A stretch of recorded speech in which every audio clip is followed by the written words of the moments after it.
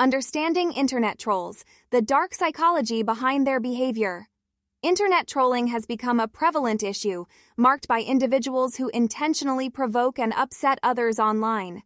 This message takes a look at the personality traits and psychological factors that contribute to trolling behavior, shedding light on the motivations behind these actions and their impact on both victims and perpetrators. What is internet trolling? At its core, internet trolling is a deliberate attempt to create conflict and distress by posting inflammatory, provocative, and menacing comments. Trolls are often recognized as antisocial and malicious individuals whose behavior can lead to significant harm, not just for their targets, but also for themselves. Research indicates that about 1/3 of the millennial generation has engaged in trolling at some point, highlighting the increasing prevalence of this behavior.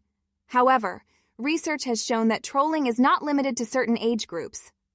One study revealed that 1 in 5, fully 20% of internet users between the ages of 55 and 80 enjoy trolling. That same study showed that a significant number of preteens also enjoy trolling, although their behavior, for the most part, is reflective of childish fun, as they tend to troll friends as a joke more than total strangers. The impact of internet trolling. While some may view trolling as harmless fun, the reality is that in some situations, it can inflict real damage.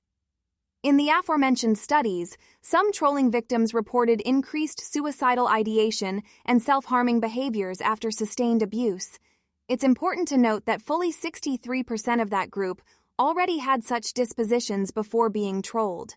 An odd finding from study indicated exposure to trolling can lead to a cycle where victims themselves become trolls, perpetuating the cycle of harm.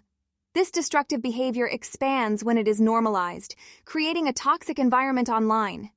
Even more strange than that is that when the tables are turned, the original trolls take great offense to being trolled. As a result, some within that group quit online activity, at least temporarily. Why do people become internet trolls? Understanding the motivations behind trolling is complex. Anonymity on the internet plays a significant role, allowing individuals to hide their identities and engage in antisocial behavior without facing real-world consequences. However, personality traits provide a more profound explanation for why some people engage in this behavior. Personality traits associated with internet trolling. 2 primary personality characteristics are strongly linked to internet trolling: primary psychopathy and sadism. Let's explore these traits more closely. Primary psychopathy. Primary psychopathy is characterized by a lack of empathy, particularly effective empathy, which is the ability to share another person's emotional experience. Individuals with primary psychopathy are often described as callous, manipulative, and pathological liars, traits that lend themselves well to trolling behavior. They lack remorse, empathy, and guilt, making it easy for them to inflict emotional pain on others without a second thought. Sadism. Sadism can be categorized into 2 types: direct and vicarious. Direct sadism involves enjoying the act of hurting or humiliating others, while vicarious sadism derives pleasure from watching others suffer. Both forms of sadism are positively correlated with trolling behavior. Internet trolls often find enjoyment in both directly inflicting harm and observing the distress of their victims. Understanding empathy in trolls. Empathy plays a critical role in understanding trolls. While trolls can predict what will cause distress in others, they struggle to share in the emotional experience of their victims. This disconnect is particularly pronounced in those with primary psychopathy, who possess intact cognitive empathy but lack affective empathy. This means they can understand others' feelings but do not care about them. The distinction between primary and secondary psychopathy. It's essential to differentiate between primary and secondary psychopathy when discussing internet trolling. Secondary psychopathy, characterized by impulsivity and emotional reactivity, does not show a significant association with trolling behavior. This suggests that many internet trolls may not fit the profile of individuals diagnosed with antisocial personality disorder, despite their antisocial actions. Narcissism and Machiavellianism in trolling. In addition to psychopathy and sadism, narcissism also contributes to trolling behavior. However, not all types of narcissism are equal. Grandiose narcissism, which is characterized by an inflated sense of self-importance and a lack of empathy, is positively associated with trolling.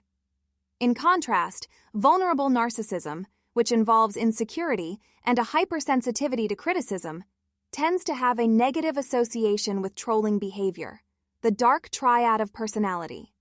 The interplay of psychopathy, grandiose narcissism, and Machiavellianism forms what is known as the dark triad of personality traits.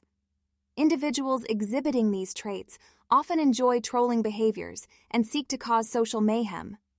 This enjoyment is a crucial aspect of their motivation, as they engage in trolling not for any practical purpose, but purely for amusement. Gender and internet trolling. Research indicates that more men engage in trolling than women, although some studies suggest the gender gap may not be as significant as previously thought. More research is needed to understand the gender dynamics involved in internet trolling fully, the enjoyment of chaos. The bottom line is that internet trolls derive enjoyment from their actions, often reminiscent of a quote from the movie The Dark Knight. Some men just want to watch the world burn. This highlights the idea that trolls engage in their behavior not for logical reasons but simply for pleasure. Understanding this mindset is crucial for addressing the issue of internet trolling and its broader implications for society. As we continue to navigate the complexities of online interactions, recognizing the psychological underpinnings of trolling can help us develop more effective strategies for combating this toxic behavior. Whether you agree or disagree with these insights, sharing your thoughts in the comments can foster meaningful dialogue about this pressing issue.